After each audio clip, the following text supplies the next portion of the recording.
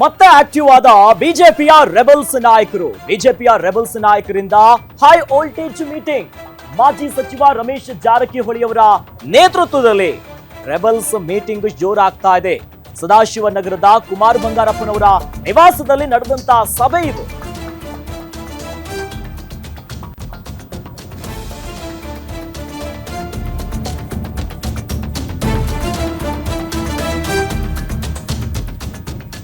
ಬಿಜೆಪಿಯ rebels meeting ನಲ್ಲಿ ಮಾಜಿ ಸಚಿವ ಅರವಿಂದ ಲಿಂಬಾವಳಿ, ಮಾಜಿ ಸಂಸದ ಪ್ರತಾಪ ಸಿಂಹ, ಇನ್ನು ಮಾಜಿ ಶಾಸಕ ಕುಮಾರ ಬಂಗಾರಪ್ಪ ಸೇರಿ ಶಾಸಕ ಬಿಪಿ ಹರೀಶ್, ಇನ್ನು ಜೆಡಿಎಸ್ ನಾಯಕ ಎನ್ಆರ್ ಸಂತೋಷ್ ಕೂಡ ಭಾಗಿಯಾಗಿದ್ದಾರೆ.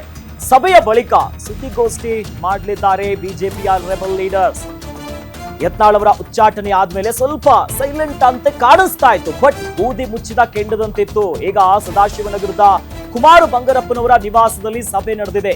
ಸಭೆ ಆದ್ಮೇಲೆ ಏನ್ ನಿರ್ಧಾರವನ್ನ ತೆಗೆದುಕೊಳ್ಳಲಾಗಿತ್ತು ಅನ್ನುವಂತ ವಿಚಾರವನ್ನ ಸುದ್ದಿಗೋಷ್ಠಿಯಲ್ಲಿ ತಿಳಿಸ್ತಾರೆ ಅನ್ನೋ ಮಾಹಿತಿ ಸಿಗ್ತಾ ಇದೆ. ಯತ್ನಾಳ್ ಅವರು ಉಚ್ಚಾಟನೆ ಆದ್ಮೇಲೆ ಒಂದಿಷ್ಟು ಮಟ್ಟಿಗೆ ಸೈಲೆಂಟ್ ಆಗಿ ಕಾಣಿಸ್ತಾ ಇತ್ತು. ಆದ್ರೆ ಈಗ ಯತ್ನಾಳ್ ಅವರನ್ನ ಹೊರತುಪಡಿಸಿ ಯಾರೆಲ್ಲ ರೆಬಲ್ಸ್ ಟೀಮ್ ಅಲ್ಲಿ ಗುರುತಿಸ್ಕೊಂಡಿದ್ರಲ್ಲ, ಅಸಮಾಧಾನ ಹೊಂದಿರುವಂತ ಬಿಜೆಪಿಯ ನಾಯಕರು ಎಲ್ಲರೂ ಕೂಡ ಮತ್ತೆ ಹೈ ವೋಲ್ಟೇಜ್ ಮೀಟಿಂಗ್ ಅನ್ನ ಮಾಡಿದ್ದಾರೆ. ಅದು ಕೂಡ ಮಾಜಿ ಸಚಿವರಾಗಿರುವ ರಮೇಶ್ ಜಾರಕಿಹೊಳಿ ಅವರ ನೇತೃತ್ವದಲ್ಲಿ. ದೃಶ್ಯದಲ್ಲಿ ಗಮನಿಸ್ತಾ ಇದ್ದೀವಿ, ರಮೇಶ್ ಜಾರಕಿಹೊಳಿ ಅವರ ನೇತೃತ್ವದಲ್ಲಿ ಬೆಂಗಳೂರಿನಲ್ಲಿ ಸದಾಶಿವನಗರದಲ್ಲಿ ಕುಮಾರ ಬಂಗಾರಪ್ಪನವರ ನಿವಾಸದಲ್ಲಿ ಅಸಮಾಧಾನ ಹೊಂದಿರುವಂತ ಬಿಜೆಪಿಯ ಎಲ್ಲ ಮಾಜಿ ಸಂಸದರು, ಶಾಸಕರು ಎಲ್ಲರೂ ಕೂಡ ಭಾಗಿಯಾಗಿದ್ದಾರೆ. ಮೀಟಿಂಗ್ ಮತ್ತೆ ಬಿಜೆಪಿಯಲ್ಲಿ ಏನು ಮನೆಯೊಂದು ಹತ್ತಾರು ಬಾಗ್ಲಾಗಿತ್ತಲ್ಲ, ಸೈಲೆಂಟ್ ಆಗಿಲ್ಲ.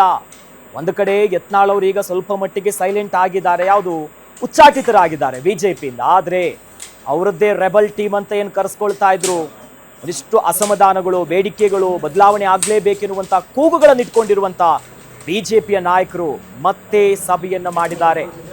ಯಾರೆಲ್ಲ ಭಾಗಿಯಾಗಿದ್ರು ಅನ್ನೋದು ಗಮನಿಸ್ತಾ ಇದ್ದೀವಿ ನಾವಲ್ಲಿ. ರಮೇಶ್ ಜಾರಕಿಹೊಳಿ ಅವರ ನೇತೃತ್ವದಲ್ಲಿ ಈ ಮೀಟಿಂಗ್ ಜೋರಾಗಿತ್ತು. ಕುಮಾರ ಬಂಗಾರಪ್ಪನವರಿದ್ದಾರೆ, ಅರವಿಂದ ಲಿಂಬಾವಳಿ ಅವರು, ಪ್ರತಾಪ್ ಸಿಂಹ ಇದ್ದಾರೆ, ಮಾಜಿ ಶಾಸಕರಾಗಿರುವಂತ ಕುಮಾರ ಬಂಗಾರಪ್ಪನವರು, ಬಿಪಿ ಹರೀಶ್ ಅವರು, ಜೆಡಿಎಸ್ ನಾಯಕ ಎನ್ಆರ್ ಸಂತೋಷ್ ಕೂಡ ಈ ಒಂದು ಮೀಟಿಂಗ್ ಅಲ್ಲಿ ಭಾಗಿಯಾಗಿದ್ದಾರೆ. ಬಿಜೆಪಿಯ ರೆಬಲ್ಸ್ ನಾಯಕರೆಲ್ಲರೂ ಕೂಡ ಕೂತ್ಕೊಂಡಿದ್ದಾರೆ. ಪ್ರಮುಖ ವಿಚಾರಗಳನ್ನು ಏನ್ ಚರ್ಚೆ ಮಾಡಿದ್ದಾರೆ, ಅವರ ಮುಂದಿನ ನಡೆ ಏನು, ಅಧ್ಯಕ್ಷ ಸ್ಥಾನ ಬದಲಾವಣೆ ಆಗ್ಲೇಬೇಕು, ಬಿಜೆಪಿಯಲ್ಲಿ ಬದಲಾವಣೆ ಬೇಕೇ ಬೇಕೆನ್ನುವಂತ ದೊಡ್ಡ ಕೂಗನ್ನ ಇಟ್ಕೊಂಡಿದ್ರು. ಆದ್ರೆ ದಿಢೀರ್ ಅಂತ ಕೇಂದ್ರದ ಶಿಸ್ತು ಸಮಿತಿ ಬಿಜೆಪಿಯಿಂದಲೇ ಯತ್ನಾಳ್ ಅವರ ಉಚ್ಚಾಟನೆ ಆಯ್ತು. ಅದಾದ್ಮೇಲೂ ಕೂಡ ಒಂದಿಷ್ಟು ಗುಸುಗುಸು, ಪಿಸು ಅಸಮಾಧಾನದ ಮಾತುಗಳು ಬೆಂಕಿ ಉಂಡೆಯಂತೆ ಪುಟಿದೇಳ್ತಾನೇ ಇತ್ತು. ಬಟ್ ಸದ್ಯ ಒಂದು ಮಟ್ಟಿಗೆ ತಣ್ಣಗಾಗಿತ್ತು. ಆದ್ರೆ ಮತ್ತೆ ಮೀಟಿಂಗ್ ಮಾಡಿದ್ದಾರೆ. ಈ ಮೀಟಿಂಗ್ ಅಲ್ಲಿ ಏನೇನು ಚರ್ಚೆ ಆಯ್ತು, ಮುಂದೆ ಏನಿದೆ ಎಲ್ಲವೂ ಕೂಡ ಸುದ್ದಿಗೋಷ್ಠಿಯಲ್ಲಿ ಹೇಳ್ತಾರೆ. ಮತ್ತೊಂದು ಕಡೆಯಲ್ಲಿ ರಮೇಶ್ ಜಾರಕಿಹೊಳಿ ಅವರ ಬರ್ತ್ಡೇ ಸೆಲೆಬ್ರೇಷನ್ ಕೂಡ ಮಾಡಿದ್ದಾರೆ. ಸದಾಶಿವರ ನಗರದಲ್ಲಾಗಿರುವಂಥ ಮೀಟಿಂಗ್ ಅವ್ರ ಹುಟ್ಟುಹಬ್ಬದ ಅಂಗವಾಗಿ ಅಲ್ಲಿ ಒಂದಿಷ್ಟು ಕೇಕ್ ಇಟ್ಕೊಂಡು ಅವರಿಗೊಂದು ಶಾಲ್ ಹಾಕಿ ಸನ್ಮಾನ ಮಾಡಿ ಆ ಒಂದಿಷ್ಟು ಸೆಲೆಬ್ರೇಷನ್ ಕೂಡ ನಡೀತು. ಅಸಮಾಧಾನ ಹೊಂದಿರುವಂಥ ನಾಯಕರು ಸ್ವಲ್ಪ ಹೊತ್ತಿಗೆ ಎಲ್ಲ ಫೋಟೋವನ್ನು ಕ್ಲಿಕ್ಕಿಸ್ಕೊಂಡು ನಗನಗುತ್ತಾ ಆ ಒಂದು ಸೆಲೆಬ್ರೇಷನ್ ಜೊತೆ ಅವರದ್ದೇ ಮುಂದಾಳತ್ವದಲ್ಲಿ ರಮೇಶ್ ಜಾರಕಿಹೊಳಿ ಅವರ ನೇತೃತ್ವದಲ್ಲಿ ಸಭೆಯಾಗಿದೆ. ಹೈ ವೋಲ್ಟೇಜ್ ಮೀಟಿಂಗ್ ಇದು. ಹಾಗಾಗಿ ಸಭೆ ಬಳಿಕ ಸುದ್ದಿಗೋಷ್ಠಿಯನ್ನ ಮಾಡಲಿದ್ದಾರೆ.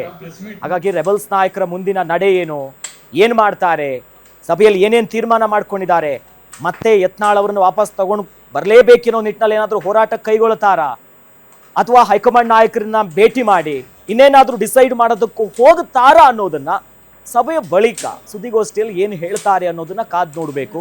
ಒಟ್ಟಲ್ಲಿ ಯತ್ನಾಳ್ ಅವ್ರ ಉಚ್ಚಾಟನೆ ಆದರೂ ಕೂಡ ಸಭೆ ನಿಂತಿಲ್ಲ. ರೆಬಲ್ಸಿನ ಕೂಗುಗಳು ಮಾತ್ರ ನಿಲ್ತಾ ಇಲ್ಲ. ಮತ್ತೆ ಸಭೆ ಮಾಡಿದ್ದಾರೆ, ಮಾತುಕತೆಯನ್ನ ನಡೆಸಿದ್ದಾರೆ.